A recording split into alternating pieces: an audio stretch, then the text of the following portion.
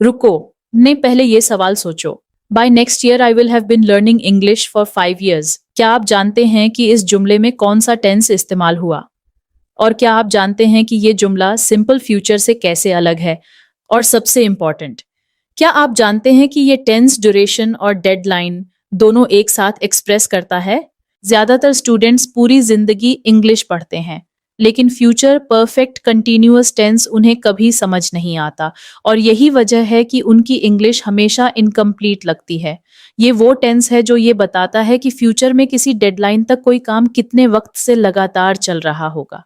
आज मैं आपको ये टेंस इतने सीधे और सिंपल तरीके से समझाने वाली हूँ कि आप वीडियो खत्म करते ही तुरंत इस टेंस को पहचान लेंगे और सही जुमले बनाना शुरू कर देंगे।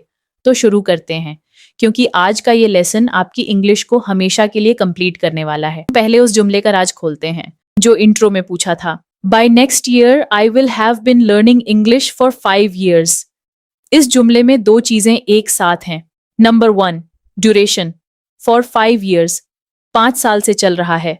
Number 2, deadline, by next year, अगले साल तक, यानी अगले साल तक 5 साल से इंग्लिश सीखना जारी होगा, काम खत्म नहीं होगा, लगातार चल रहा होगा, लेकिन एक डेडलाइन तक।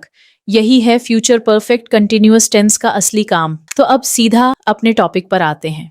What is future perfect continuous tense?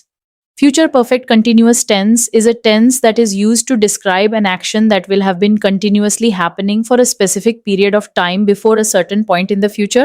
अब इसको एकदम सिंपल उर्दू में समझते हैं।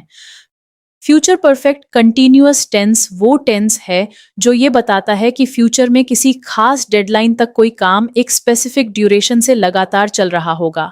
जैसे she will have been studying for 3 hours by 9 PM। मतलब रात 9 से लगातार पढ़ रही होगी, काम खत्म नहीं होगा, चल रहा होगा, लेकिन 9 बजे तक 3 घंटे पूरे हो जाएंगे। अब यहाँ एक बहुत जरूरी फर्क समझ लें। फ्यूचर परफेक्ट और फ्यूचर परफेक्ट कंटिन्यूअस में क्या फर्क है? सबसे पहले इस सेंटेंस को देखिए। She will have finished her homework by 9 PM। ये जुमला फ्यूचर परफेक्ट टेंस का है, काम खत्म हो चुका होगा, कोई ड्यूरेशन नहीं। और she will have been studying for 3 hours by 9 PM, ये जुमला फ्यूचर परफेक्ट कंटिन्यूअस टेंस का है, काम लगातार चल रहा होगा, ड्यूरेशन है फॉर 3 hours। बस यही एक फर्क, ड्यूरेशन का होना या ना होना, और यही फर्क एग्जाम में मार्क्स डिसाइड करता है। अब फ्यूचर परफेक्ट कंटिन्यूअस टेंस का फॉर्मूला समझते हैं।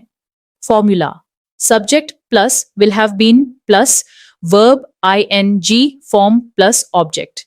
और यहाँ एक बहुत इंपॉर्टेंट बात, विल हैव बीन हर सब्जेक्ट के साथ एक ही रहता है, चाहे सब्जेक्ट आई हो, ही हो, शी हो, दे हो, सबके साथ सिर्फ विल हैव बीन आता है, कोई चेंज नहीं होता। जैसे I will have been waiting, मैं इंतजार करता रहा हूंगा। She will have been studying, वह पढ़ती रही होगी। They will have been playing, वे खेलते रहे होंगे। और फॉर्मूला में वर्ब हमेशा ING फॉर्म में आती है, जैसे study studying, work working, on wait waiting, play playing, learn learning. ये फॉर्मूला एक बार जहन में बैठ जाए तो बाकी सब कुछ खुद ब खुद आसान हो जाता है। अब हम फ्यूचर परफेक्ट कंटिन्यूअस टेंस की 3 जरूरी सेंटेंसेस की तरफ चलते हैं, और इस बार मैं चाहती हूं कि आप हर सेंटेंस में 2 चीजें जरूर ढूंढें, ड्यूरेशन और डेडलाइन, क्योंकि ये दोनों चीजें एक साथ होना ही इस टेंस की असली पहचान है। पहली sentence, positive sentence. Formula: subject plus will have been plus verb ING form plus object. हर जुमले में ड्यूरेशन और डेडलाइन दोनों नोटिस कीजिए। Like for example, she will have been studying for 3 hours by 9 PM। Duration 3 घंटे, deadline रात 9 बजे। They will have been playing cricket for 2 hours by sunset। Duration 2 घंटे, डेडलाइन नो शाम तक। I will have been waiting for you for an hour by the time you arrive। Duration 1 घंटा, deadline तुम्हारे आने तक। हर जुमले में नोटिस कीजिए, ड्यूरेशन भी है और डेडलाइन भी, दोनों एक साथ। यही फ्यूचर परफेक्ट कंटिन्यूअस टेंस की पूरी पहचान है। दूसरी sentence, negative sentence. Formula: subject plus will not have been plus verb ing form plus object negative बनाने के लिए बस विल के बाद नॉट लगाओ, हैव बीन और ing फॉर्म वही रहती है. Like for example, she will not have been studying for 3 hours by 9 p.m. They will not have been playing cricket for 2 hours by sunset. I will not have been waiting for you for an hour by the time you arrive. और यहाँ एक shortcut भी याद कर लें. will not have been को won't have been भी लिखा जाता है. जैसे she won't have been studying for 3 hours by 9 p.m. ये शॉर्टकट स्पीकिंग और इनफॉर्मल राइटिंग में बहुत इस्तेमाल होता है. तीसरी sentence question sentence formula will plus subject plus have been plus verb ing form plus object plus. Question बनाने के लिए will को जुमले के बिल्कुल शुरू में ले आओ. have been और ing फॉर्म अपनी जगह रहती है. Like for example, will she have been studying for 3 hours by 9 p.m? Will they have been playing cricket for 2 hours by sunset? Will I have been waiting for you for an hour by the time you arrive? अब वक्त आ गया है एक exciting challenge का, और ये challenge सिर्फ उनके लिए है जो सच में अपनी इंग्लिश स्ट्रॉन्ग करना चाहते हैं. मैं आपको 3 जुमले देने वाली हूं और आपको डिसाइड करना है कि हर जुमले में कौन सा टेंस इस्तेमाल हुआ. फ्यूचर कंटिन्यूअस, फ्यूचर परफेक्ट या फ्यूचर परफेक्ट कंटिन्यूअस. जवाब खुद सोचिए, फिर नीचे आंसर्स चेक कीजिए. चैलेंज शुरू. ये बताओ कि कौन सा टेंस है. जुमला 1, She will be cooking food at 8 p.m. tomorrow. Jumla 2, They will have completed the project by next Monday. Jumla 3, He will have been working on this assignment for 6 hours by midnight. अब अपने जवाब सोच लिए, चलिए answers check करते हैं.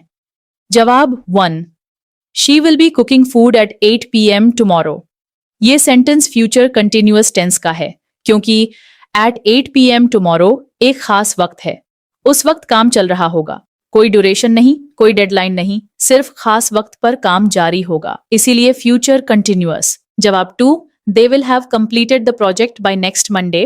ये sentence future perfect tense का है क्योंकि बाय नेक्स्ट मंडे एक डेडलाइन है. काम उस डेडलाइन तक खत्म हो चुका होगा, लेकिन कोई ड्यूरेशन मेंशन नहीं, इसलिए फ्यूचर परफेक्ट. जवाब 3, he will have been working on this assignment for 6 hours by midnight.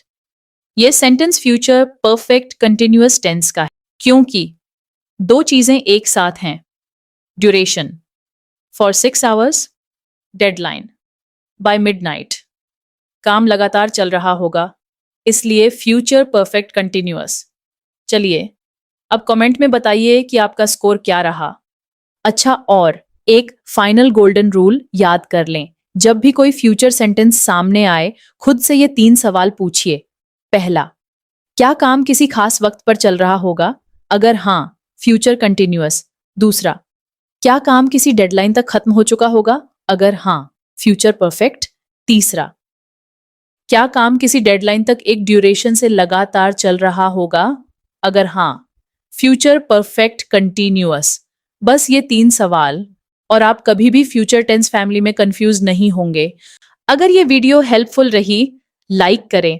Comment में फ्यूचर परफेक्ट कंटिन्यूअस क्लियर हो गया लिखिए और चैनल सब्सक्राइब कर लें. बेल आइकन जरूर दबाइए. मिलते हैं अगली वीडियो में.